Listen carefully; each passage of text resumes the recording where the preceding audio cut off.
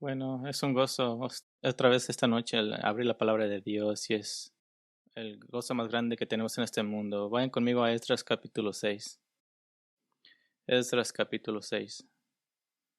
Y para ponernos al día esta noche, que es un corto texto, pero para saber el contexto, nos recordamos que en el año 538 a.C., el rey Ciro de Persia emitió su decreto de que los judíos podrían enviar a unos 50,000 representantes de regreso a Judá y a Jerusalén para reconstruir el templo. Sentaron los cimientos del templo, pero se encontraron con la oposición de los pueblos circundantes tan rígida que resultó no solo en la destrucción militar de los cimientos, sino también en una orden por parte de Persia de dejar de construir. Así que los judíos abandonaron el proyecto y se llevaron la riqueza que habían traído con ellos de Persia y en cambio comenzaron a construir lujosas casas en el país para sí mismos. Pero Dios no bendijo ese esfuerzo porque estaban desviados. Sus prioridades no eran las prioridades de Dios. La prioridad de Dios era reconstruir el templo. Permanecieron descarriados durante unos 16 años hasta que Dios envió a los profetas Ageo y Zacarías para despertarlos de su rebelión espiritual. Y como veremos a medida que continuemos a través de Esdras Nehemías, es que el intento de los judíos de reiniciar completamente el reino fracasaría espiritualmente, porque todavía eran propensos a los mismos pecados que los causaron su exilio en primer lugar.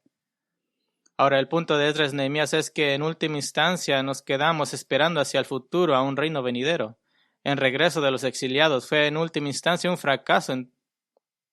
Entonces, en esta serie seguimos teniendo un punto de vista hacia el futuro, mirando hacia las últimas páginas de Esdras Nehemías. Nuestro primer mensaje que hicimos en esta serie se llamó El reino aún no ha llegado. El segundo, el penúltimo mensaje de la serie se llamará El reino todavía no ha llegado. Y nuestro último mensaje se llamará Epílogo a Esdras Nehemías cuando venga en reino. Y eso no será del libro de Nehemías, sino de Jeremías. Ahora, si has estado en Grace Bible Church por ya algún tiempo, sabrás que tratamos de poner el mismo énfasis en nuestra esperanza futura de lo que la Biblia lo hace, que es mucho. Amamos nuestra escatología, nuestros estudios de los últimos tiempos, porque la Escritura nos enseña que esta es una razón importante en nuestra esperanza. Esta es una motivación para nuestras vidas. Nuestra esperanza futura en Cristo es lo que nos permite ser capaces de soportar y sufrir cualquier cosa el día de hoy. Así que tan a menudo como sea posible, tal vez más a menudo de lo que deberíamos, hablamos del rapto de la iglesia, de la redención venidera de la tierra, de la resurrección de nuestros cuerpos, y eso es de lo que hablamos hoy, la redención venidera de la tierra, que este es el planeta de mi Señor,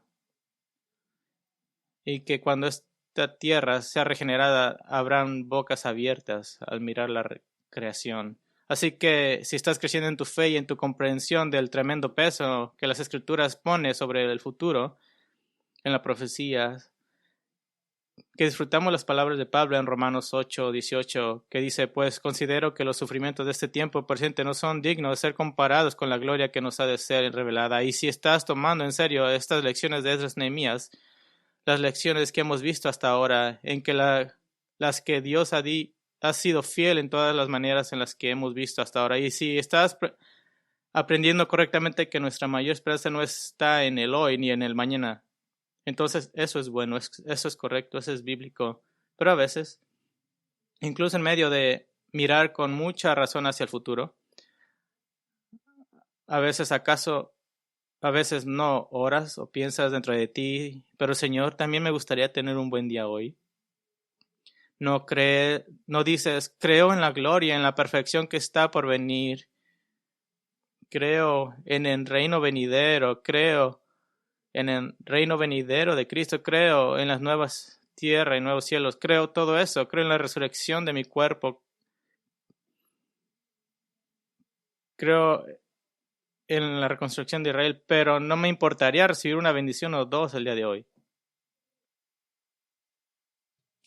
Y esa no es una mala oración, y de hecho está bien, está en armonía con nuestro texto de esta noche, que sí, es verdad que en última instancia el regreso de los exiliados fracasará y que en última instancia Israel necesita mirar hacia el futuro lejano, a la venida de un rey, un salvador perfecto que abrirá sus ojos a la necesidad de salvación en Cristo Jesús y les dará el Espíritu Santo para cambiar sus corazones y los gobernará amorosamente desde un Israel restaurado, pero como parte de la fidelidad de Dios, Él de hecho les proporciona algunas alegrías para el día de hoy en el camino. Así que esta noche, la evidencia de esta noche de la gran fidelidad de Dios es que Dios da gozo en los logros.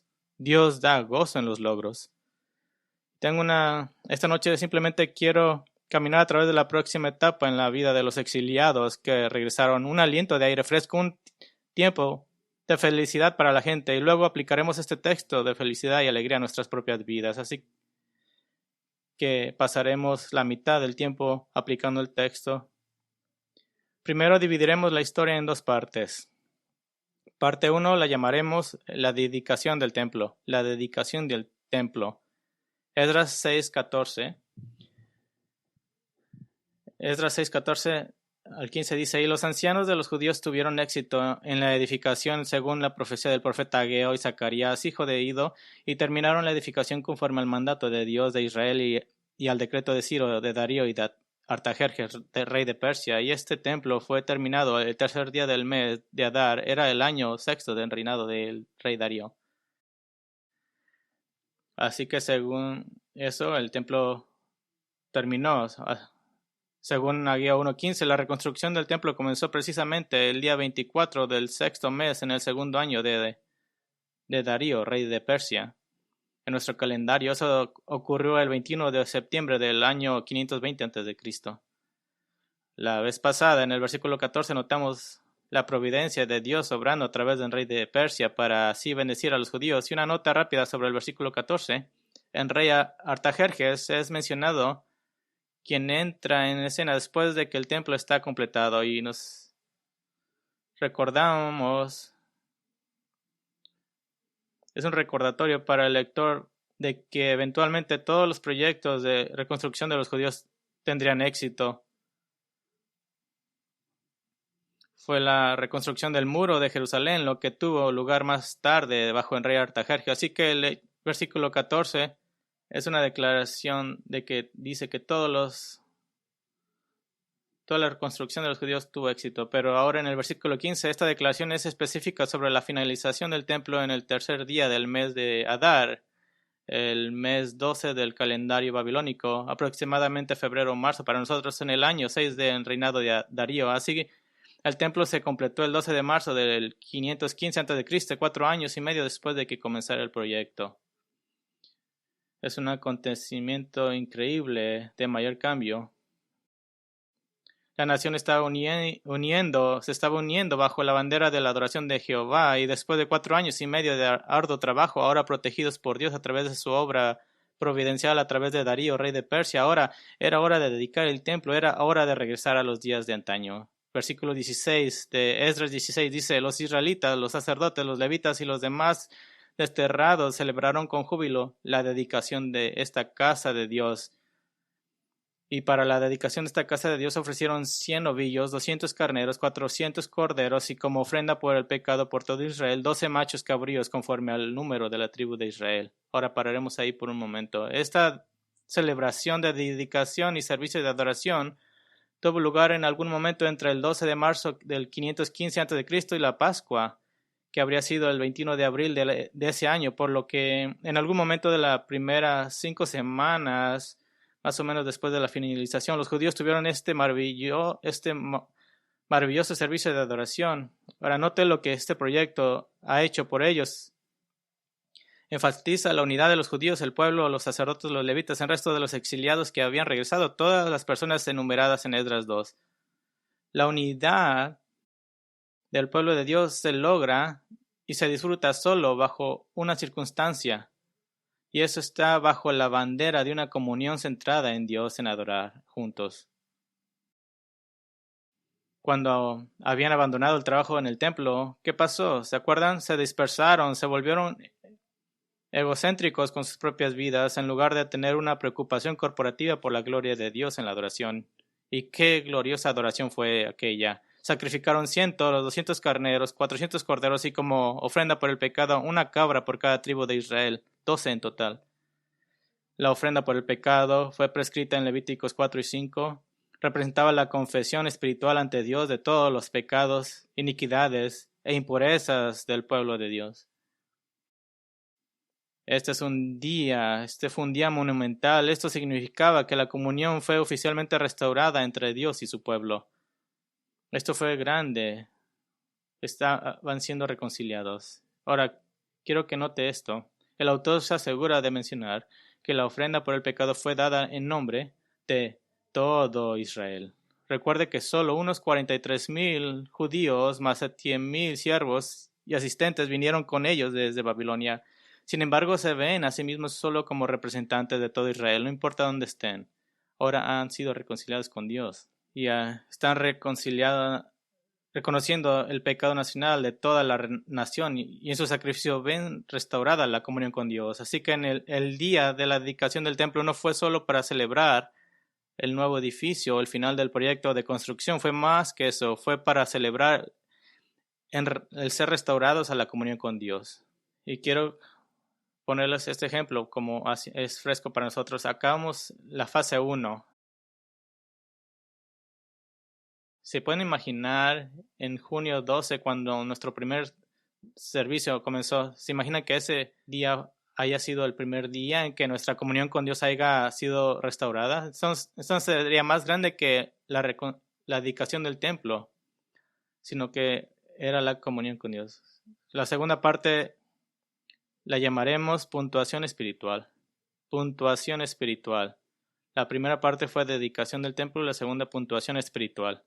Saben lo que es la puntuación, ¿verdad? La puntuación se refiere a divisiones, puntos o marcas. Necesitamos signos de puntuación en nuestra escritura para saber dónde tener que parar o pausar. Una vida vivida sin puntuación espiritual es aquella en la que tu vida gira en torno a otras cosas en lugar de la adoración. Que la adoración es algo que tú metes en tu vida cuando ya has hecho todas las demás cosas. La ley de Moisés proveyó la puntuación espiritual. Todo el año estuvo marcado por varias fiestas y sacrificios y reuniones. La semana estuvo marcado por el día de reposo. Y finalmente, por primera vez en muchas décadas, los judíos en Judá regresarían a la fidelidad de mantener un calendario espiritual centrado en la adoración del templo. Así, para comenzar a vivir vidas espiritualmente puntuadas, los líderes espirituales de los judíos son apartados y designados. Versículo 18, Esdras 6:18, dice: Entonces asignaron a los sacerdotes en sus secciones y a los levitas en sus clases para el servicio de Dios en Jerusalén, como está escrito en el libro de Moisés. Y hablamos de esto antes en Esdras, Nehemías, y hablamos también cuando estábamos en el Pentateuco, pero los levitas y los sacerdotes es como los ancianos y diáconos, los líderes espirituales y los sirvientes. Así era la estructura. El autor se asegura de señalar que estaban trabajando para obedecer al Señor en la forma en la que el pueblo de Dios debía ser guiado, que no podían simplemente inventarse el cómo el pueblo de Dios debía servir juntos. No decían como, bueno, los tiempos han cambiado. No, iban de regreso a Moisés. El rey David había establecido las divisiones originales de sacerdotes y levitas para el primer templo, pero los ministerios y deberes de los sacerdotes y levitas habían sido dados por Moisés en Levíticos 9 y 10 y en Números 3 y 4, así que regresaron a leer el Torah, a leer la ley para saber cómo dirigir a la gente de Dios. Y note una vez más, hablamos de esto varias veces, hay un vínculo con sus antepasados, que al igual que el pueblo de Israel que fue liberado de Egipto, habían sido liberados de Babilonia para regresar a su hogar y ahora, como el pueblo de Israel que recibió la palabra de Dios a través de Moisés, ellos también estaban regresando a la palabra de Dios, al libro de Moisés.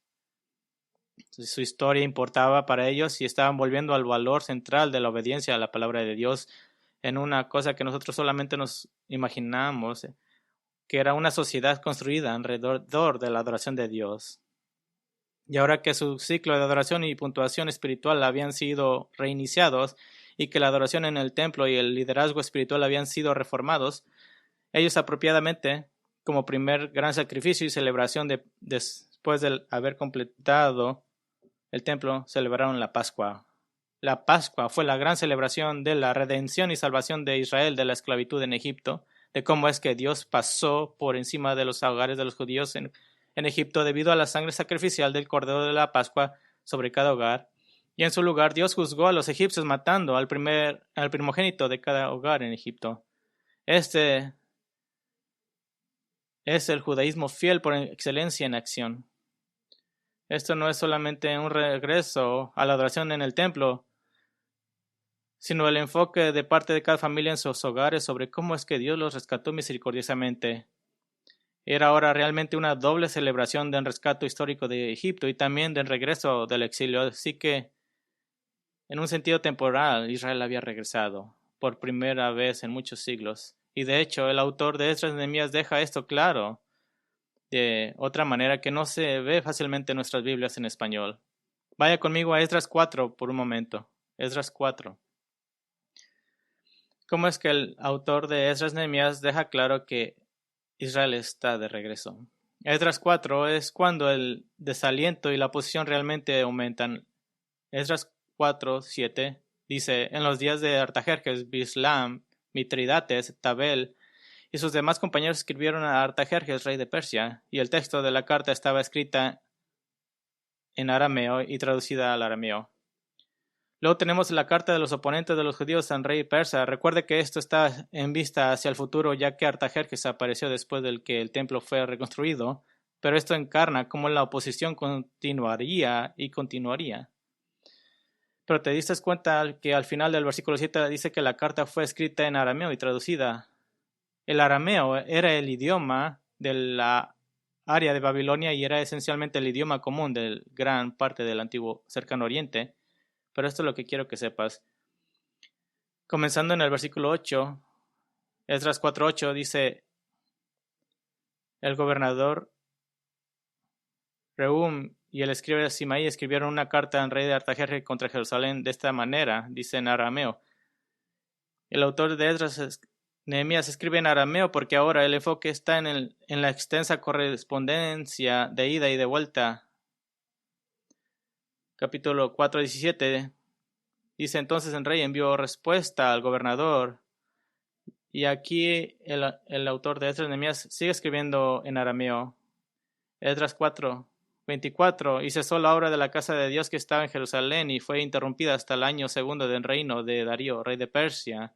El trágico paro laboral registrado todavía está en arameo. Todo el capítulo 5, la oposición de Tatnaí, el gobernador persa de Judá, la correspondencia de ida y vuelta del rey Darío, el decreto del rey Darío en el capítulo 6, que el trabajo en el templo debe ser apoyado y terminado, todo está en arameo. La declaración en el capítulo 6:14 de que Dios usó a los reyes gentiles para lograr sus propósitos para Israel todavía está en arameo. El establecimiento de la adoración en el templo y la dedicación del templo hecha posible desde un punto de vista humano por un rey gentil todavía en arameo.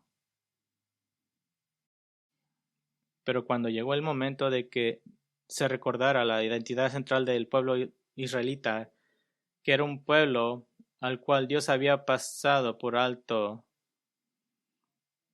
y no lo había juzgado en Egipto, sino que lo había redimido de la esclavitud. Cuando el autor de Esdras Nehemías escribió en el capítulo 6:19, los desterrados celebraron la Pascua el día 14 del mes primero, regresó a escribir en hebreo porque habían regresado. Los judíos están una vez más en correcta comunión y relación para con Dios y ahora se ven destellos de su naturaleza santa y única. Fue porque la gente había hecho sacrificio, que había sido reconciliada con Dios y que ahora era capaces y estaba calificados espiritualmente para celebrar la Pascua como el pueblo escogido hebreo de Dios. Esdras 6:20 dice: pues visto que los sacerdotes y los levitas se habían purificado juntos, todos ellos estaban purificados, entonces mataron al Cordero de la Pascua para todos los desterrados, tanto para sus hermanos los sacerdotes como para sí mismos. Los sacerdotes y levitas se habían sometido al lavamiento ceremonial y a la limpieza prescrita por la ley para así poder ser puros y poder guiar al pueblo de Dios en la celebración y el recuerdo de la Pascua. Esto nos dice que el liderazgo religioso de la gente era concienzudo y deseaba adorar humildemente y en pureza, y como tal pudieron matar a los corderos de la Pascua en nombre de todo el pueblo. Los corderos sacrificados fueron tomados y comidos en la casa de las diversas familias representadas. Ahora, ¿recuerdas cuál era el trabajo de Israel? ¿Cuál es el propósito de esta nación? Y aún lo es, simplemente no lo han logrado. Éxodo 19, 4 al 6. Dice, ustedes han visto lo que he hecho a los egipcios, esto es Dios hablando, y cómo los he tomado sobre las alas de águilas y los he traído a mí. Ahora pues, si en verdad escuchan mi voz y guardan mi pacto, serán mi especial tesoro entre todos los pueblos, porque mía es toda la tierra. Aquí está su propósito. Dice, y ustedes serán para mí un reino de sacerdotes y una nación santa. El propósito de Israel era el ser la luz para el mundo, apuntando hacia el único Dios viviente y verdadero. Los judíos que habían regresado no eran perfectos, pero habían decidido apartarse de nuevo como la nación santa de Dios. Y en Esdras 4, ellos rechazan la dichosa ayuda por parte de los pueblos circundantes que decían que adoraban a Jehová, pero en realidad eran solo sincretistas, aquellos que mezclaban e igualaban la adoración de muchos dioses. Se mostraron conscientes de que debían obedecer la palabra de Dios, y cuando la palabra de Dios vino a través de los profetas Ageo y Zacarías, los judíos reiniciaron la construcción del templo antes que tuvieran el permiso persa para hacerlo. Y todos estos esfuerzos por ser una nación santa no pasaron desapercibidos. De hecho, habían tenido un impacto en los pueblos que lo rodeaban, y esto es sorprendente. Esdras 6:21 dice, los israelitas que habían vuelto del destierro y todos aquellos que se habían apartado de la impureza de las naciones de la tierra para unirse a ellos, comieron la Pascua para buscar al Señor Dios de Israel. Dos cosas importantes aquí. Es importante entender que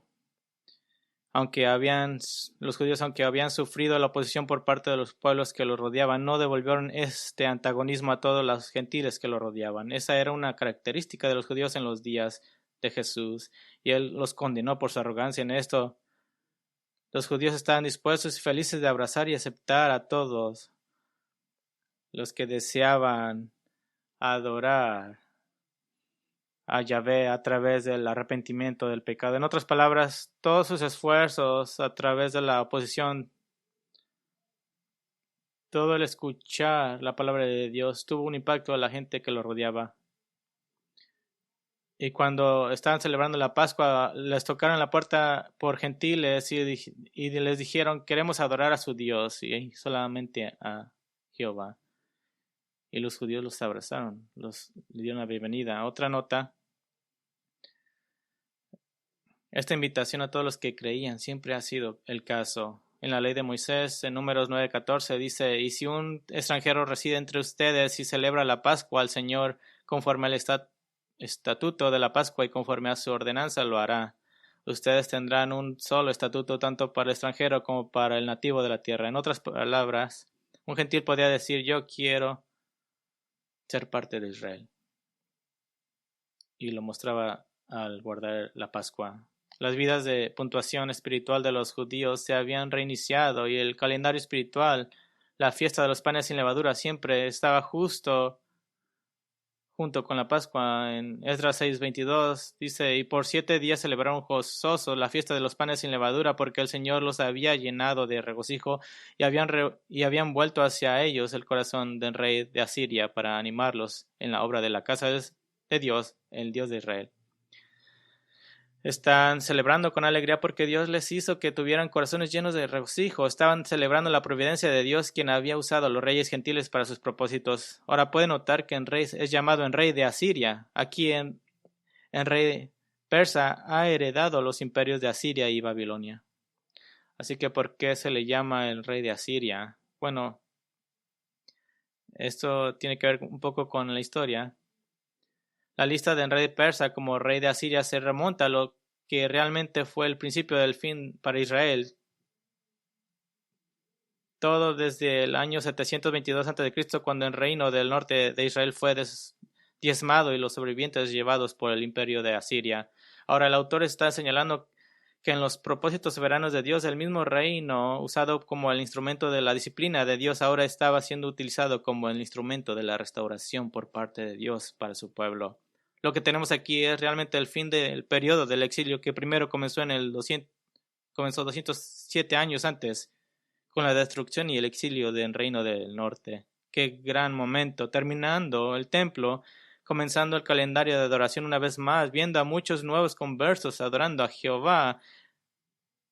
El exitoso aumento del pueblo de Dios comienza a suceder como fue diseñado originalmente. Esta es una historia feliz. Me gustaría pasar el resto de nuestro tiempo juntos, viendo lo que podemos aprender de la obra de Dios en este pequeño grupo de exiliados que regresaron. Y hay mucho para aprender. Consideraremos 3 categorías para nuestras vidas y lo hemos hecho a menudo en esta serie y continuaremos enfatizando estas categorías. La primera categoría es ¿cómo crees a la semejanza de Cristo a partir de este texto? Porque siempre queremos mirar a nuestras vidas. ¿Cómo creces a la semejanza de Cristo a partir de este texto? Y vamos a dividir esta categoría en 3 consideraciones para crecer a la semejanza de Cristo. La primera consideración para crecer a la semejanza de Cristo es esta. El gozo se entrelaza con el terminar bien. El gozo se entrelaza con el terminar bien. Ahora, ¿te diste cuenta de que el tema creó los marcos de esta historia? Vaya conmigo a Esdras 6, a Esdras, versículo 16. Dice: los israelitas, los sacerdotes, los levitas y los demás desterrados celebraron con júbilo la dedicación de esta casa de Dios. Y en el versículo 22, y por 7 días celebraron gozosos la fiesta de los panes sin levadura, porque el Señor les había llenado de regocijo. Terminaron bien en esta encrucijada. Y porque vieron la fidelidad de Dios hacia ellos, te das cuenta en el versículo 22 que Dios los animó. Este fue un regalo de Dios. Anteriormente habían construido casas para sí mismos durante su tiempo de desobediencia, pero debido a que descuidaron la obra de Dios no tuvieron gozo. Y esto es una lección muy clara para nosotros. Si tus logros en esta vida están desprovistos o separados de la prioridad más alta, que es la expansión del reino de Dios, están vacíos y huecos, se convertirán en la madera, heno y rastrojo de 1 Corintios 13. Pero si tus logros están unidos son parte, están conectados con el Evangelio, el reino de la iglesia, entonces la alegría se convierte en parte integral de tu vida. Lo más impactante que tuve en mi juventud es ir a una casa de jubilados donde todos eran misioneros jubilados y estos jubilados estaban en sus 90 y aún estaban tratando de hacer todo lo que pueden para promover el evangelio. Algunos de ellos solo podían orar. Recuerdo una mujer muy preciada en su cuarto que visitaba y toda su pared estaba llena con fotos de misioneros y oraba por todos ellos hasta que terminaba durmiéndose y luego decía que se despertaba, tenía un poco de comida y volvía a orar. Hay un hombre en un pequeño cuarto que tenía 2 cuartos pequeños y usaba uno para imprimir pequeños evangelios que mandaba a todas partes, ah, tratando de promover el evangelio. Y esta era gente gozosa. La mujer que tenía todas las fotos de misioneros en su pared.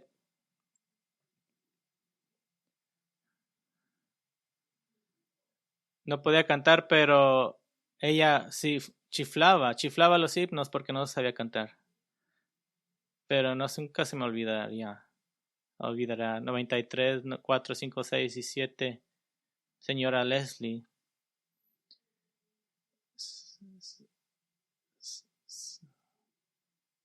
Su cerebro Su cerebro estaba un poco mal y cuando le tocaba, a veces tenía poca ropa y me decía, tú tienes que ir a un colegio de Biblia. Decía que tenías que ir a Viola. Y Viola, la Universidad de Viola es lo que comenzó el Master Seminary y de ahí me gradué. Y ellos tenían gozo porque no estaban pensando en retirarse del Evangelio. Ellos continuaban y sus prioridades estaban en lo correcto. Si tus logros están unidos con el Evangelio, con la iglesia, es normal para ti. Siempre estoy triste cuando juntan suficiente dinero para decidir simplemente jugar golf o tomar unas vacaciones por 6 meses. ¿Cuál es el punto de eso? Tengo una eternidad para hacer eso, no lo necesito hacer ahora, pero hay gente en Kern County que el día de hoy morirán y irán al infierno. Así que la alegría viene al terminar bien. Hay una segunda consideración. Aún sigue con gozo. El gozo está entretejido con una vida de adoración. El gozo está entretejido con una vida de adoración. Es imposible tener verdadero gozo en el Señor cuando tu vida se caracteriza por momentos de ausencia o falta de tiempos con el Señor, particularmente momentos con el pueblo de Dios. Y para Israel, Dios no solo había incorporado en sus calendarios las épocas de años dedicadas únicamente a la adoración, había incorporado también en sus semanas un día libre de trabajo para estar más singularmente enfocado en el Señor. La puntuación espiritual necesaria para tu gozo es obvia en las Escrituras. La iglesia se dispuso a reunirse en el día del Señor, el domingo, el día en que Cristo resucitó. La iglesia se conformó a obedecer el mandamiento de Cristo de recordar su muerte a través de la cena del Señor, y la iglesia acordó bautizar a los nuevos creyentes en Cristo. La alegría de tu vida cristiana está conectada significativamente a cuán puntuada está tu vida por la adoración. Hay una tercera consideración para crecer a la semejanza de Cristo. La alegría está entrelazada con una vida de obediencia. La alegría está entrelazada con una vida de obediencia. Deja de orar por el gozo y por la felicidad por parte del Señor si al mismo tiempo hay un pecado al que realmente crees que puedes seguir aferrándote y apreciándolo. Qué frase tan gloriosa al final del versículo 18, que el liderazgo espiritual de Israel fue asignado como está escrito en el libro de Moisés. Mi oración es que Dios me permita decir esto tan a menudo que usted llegue a pronunciar las palabras junto conmigo en los años venideros, que estemos juntos, pero escuche, no habrá un gozo cristiano mientras sigas aferrándote a la desobediencia y rebelión. No hay una esposa alegre y gruñona, no hay un marido alegre y duro y sensible, no hay una persona alegre y sexual e inmoralmente impenitente. No hay creyente gozoso que esté superficialmente apegado a la iglesia.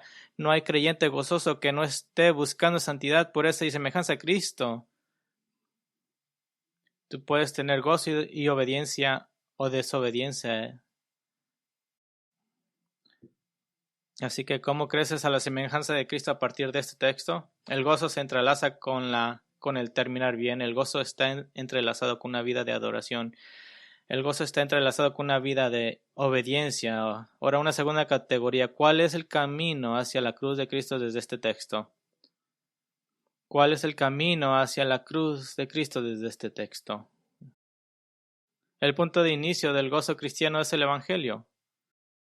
El día de la dedicación del templo y el sacrificio por la ofrenda por el pecado marcaron la reconciliación oficial de Dios y su pueblo. La comunión había sido restaurada, una comunión nacional que no habían disfrutado a este nivel desde hace siglos. No es de extrañar que la gente estuviera llena de gozo, y nuestro gozo es por la misma razón hemos sido reconciliados con Dios. Y el apóstol Pablo conecta la reconciliación y el gozo en Romanos 5, empezando en el versículo 10. Dice, porque si cuando éramos enemigos fuimos reconciliados con Dios por la muerte de su Hijo, mucho más habiendo sido reconciliados, seremos salvos por su vida. Y no solo esto, sino que también nos gloriamos o nos gozamos en Dios por medio de nuestro Señor Jesucristo, por quien ahora hemos recibido la reconciliación. Esto es muy importante. Reconciliación quiere decir el restablecimiento de una relación rota. Es el volver a hacer una comunión. Pablo dijo en 2 Corintios 5:18 que su ministerio era el ministerio de la reconciliación. Eso es lo que es el Evangelio, es la proclamación de que ha sido separado para Dios y que ahora puedes estar en comunión con Dios. Él proclamó el Evangelio de Cristo que da la oportunidad para un pecador condenado a estar en una relación correcta con Dios. Esto es muy importante porque la reconciliación nos lleva más allá de la declaración judicial de que ya no hay pecado o culpa.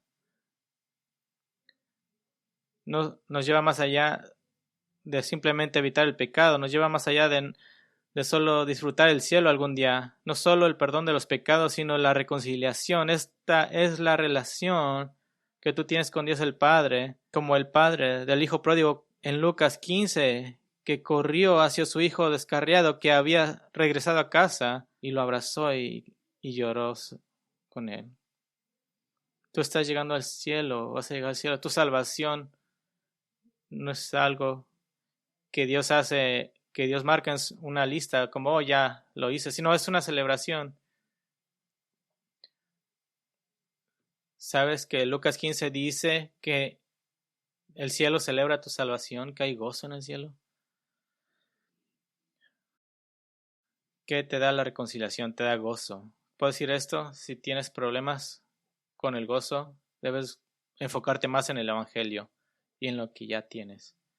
Tienes un Dios celestial que te permite que le llames Padre, porque has sido reconciliado con Él.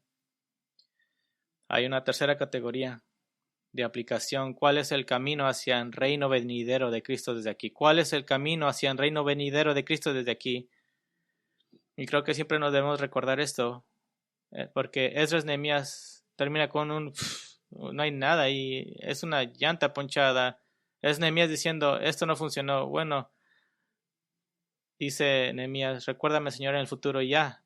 Así que tenemos que mirar hacia la más grande foto, el panorama más grande. Los judíos tuvieron gran gozo al terminar el templo, pero tuvieron un gran trabajo, pero era pequeño.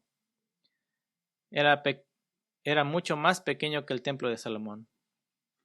Hicieron un buen trabajo y pusieron sus mejores esfuerzos, pero todavía era un templo temporal.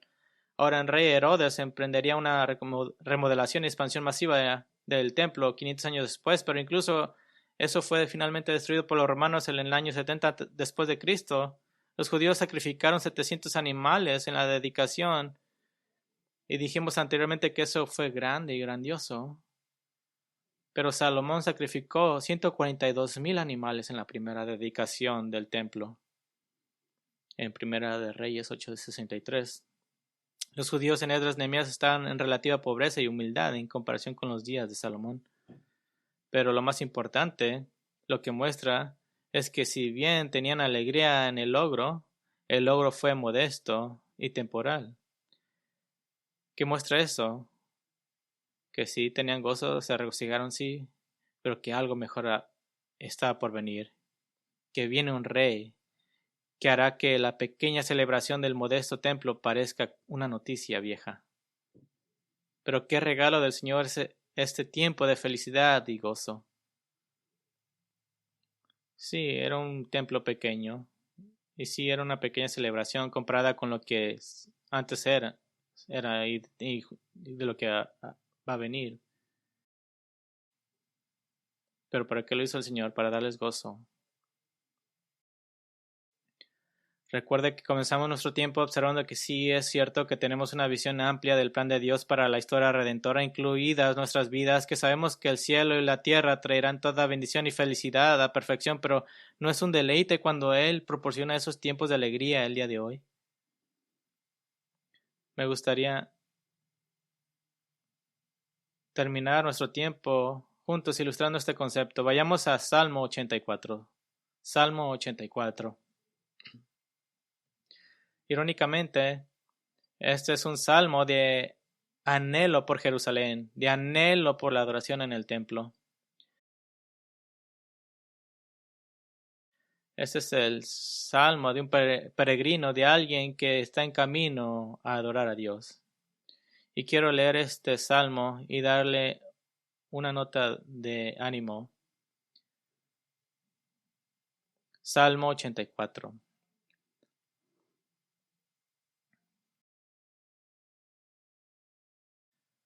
Cuán preciosas son tus moradas, oh Señor de los ejércitos. Anhela mi alma y aún desea con ansias los atrios del Señor. Mi corazón y mi carne cantan con gozo al Dios vivo. Aún el gorrión halla casa y la golondrina nido para sí donde poner sus polluelos. Tus altares, oh Señor de los ejércitos, Rey mi Dios y Dios mío. Cuán bienaventurados son los que moran en tu casa, continuamente te alaban. Cuán bienaventurados es el hombre cuyo poder está en ti, en cuyo corazón están los caminos a Sión, pasando por el valle de Baca, lo convierten en manantial. También las lluvias tempranas lo cubren de bendiciones, van de poder en poder, cada uno de ellos comparece ante Dios en Sión. Oh Señor Dios de los ejércitos, oye mi oración, escucha, oh Dios de Jacob, mira, oh Dios, escudo nuestro, y contempla el rostro de tu ungido, porque mejor es un día en tus atrios que 1000 fuera de ellos. Prefiero estar en el umbral de la casa de mi Dios que morar en las tinieblas de impiedad, porque sol y escudo es el Señor, gracia y gloria da el Señor, nada bueno niega a los que andan en integridad. Oh Señor de los ejércitos, cuán bienaventurado es el hombre que en ti confía. Solo quiero señalar una nota alentadora.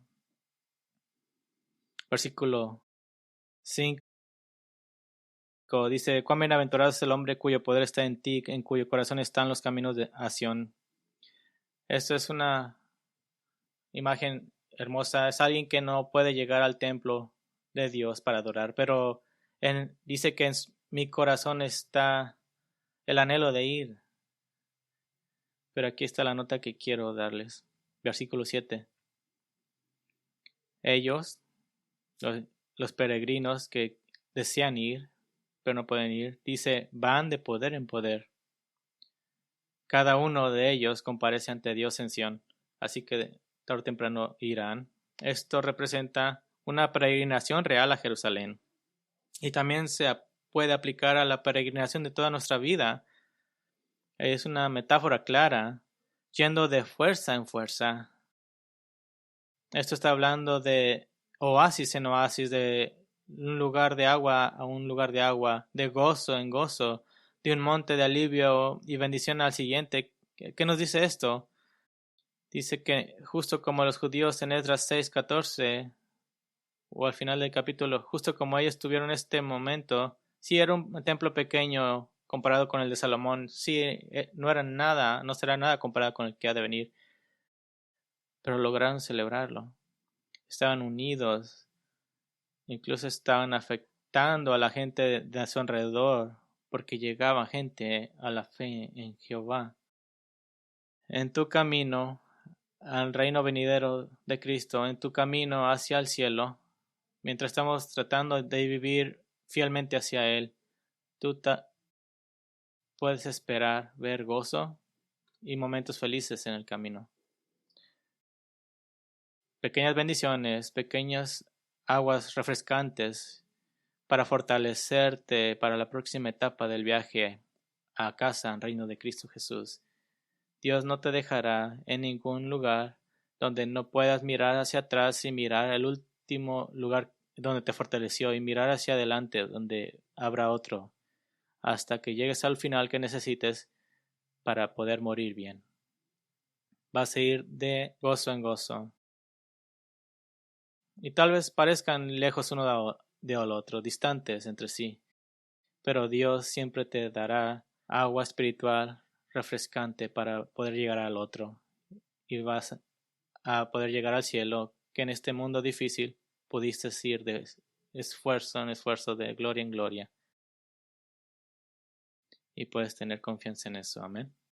Oremos juntos. Padre, venimos a ti. Estamos tristes, tenemos tristeza en este mundo, lloramos en este mundo, tenemos lamento en este mundo. En cada semana hay dificultades, misterios, Para muchos, incluso sentados aquí, el pensar que mañana van a tener que despertar y hacer lo que tienen que hacer es un pensamiento que los abruma. Pero Señor, como miramos en este texto, hay momentos, hay días de agua refrescante, de gozo, de fortaleza, y oramos que nuestros ojos sean abiertos para mirar que en medio del dolor y el sufrimiento que tenemos cada día en nuestra vida también hay bendiciones, pequeños templos que nos muestran que tú eres fiel. Hasta ese día glorioso cuando nos traigas al oasis final, cuando los ángeles del cielo nos lleven a su casa, en ese momento, cuando estemos ausentes del cuerpo y presentes contigo, y ya no vayamos de oasis a oasis, sino que vivamos en ese oasis eterno. Oro que como nosotros como pueblo de Dios tengamos una vista positiva a tus bendiciones diarias y vayamos de gozo en gozo por el poder de tu Espíritu y por el poder de la palabra y por nuestra fidelidad y determinación para obedecerte hasta aquel día en que te miremos cara a cara. Danos esa fortaleza, Señor. Te lo pedimos en el nombre de Cristo Jesús.